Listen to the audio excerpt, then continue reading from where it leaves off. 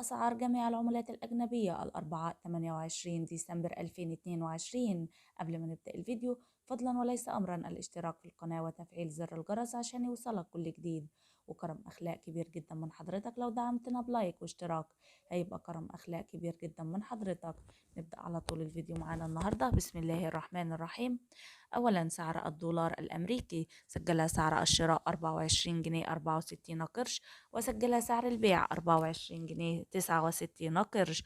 اليورو الأوروبي سجل سعر الشراء 26 جنيه و19 قرش، بينما سجل سعر البيع 26 جنيه 34 قرش. الجنيه الاسترليني سجل سعر الشراء 29 جنيه 57 قرش، بينما سجل سعر البيع 29 جنيه و90 قرش. الدينار الكويتي سجل سعر الشراء 76 جنيه 63 قرش، وللبيع 80 جنيه 89 قرش.